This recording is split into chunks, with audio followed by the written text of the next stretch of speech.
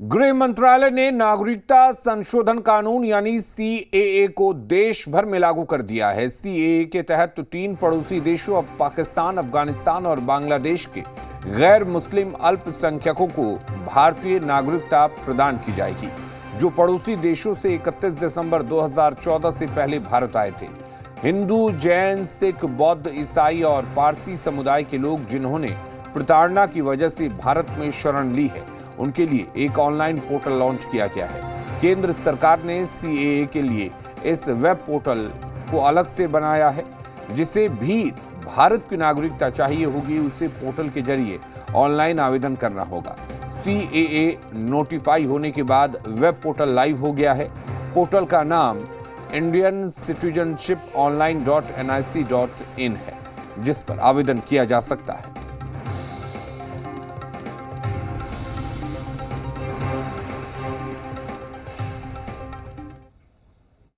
केंद्र सरकार के नोटिफिकेशन के साथ ही सीएए कानून देश भर में लागू हो गया है।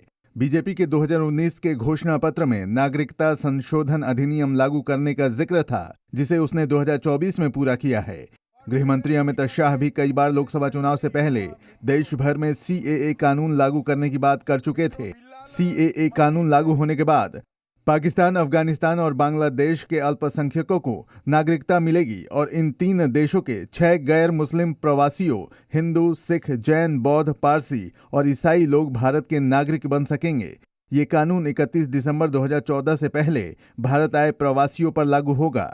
सीएए कानून लागू होने से भारतीय लोगों पर कोई प्रभाव नहीं पड़ेगा, क्योंकि इस कानून में किसी की नागरिकता छीने जाने का कोई प्रावधान नहीं है। संसद के दोनों सदनों में दिसंबर 2019 में सीएए पास हो गया था और राष्ट्रपति ने इसे मंजूरी भी दे दी थी, जिसके बाद अब 4 साल बाद सीएए को देश भर में लागू कर दिया गया है।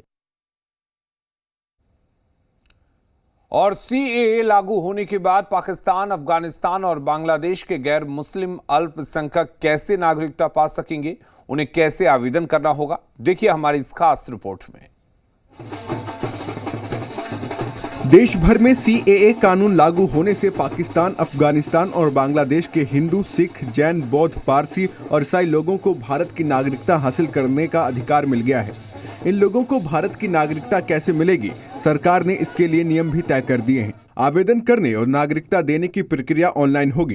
केंद्र सरकार ने सीएए के लिए पोर्टल लॉन्च किया है। आवेदन करने वाले लोगों को इंडियन सिटीजनशिप ऑनलाइन की ऑफिशियल वेबसाइट पर जाकर आवेदन करना होगा।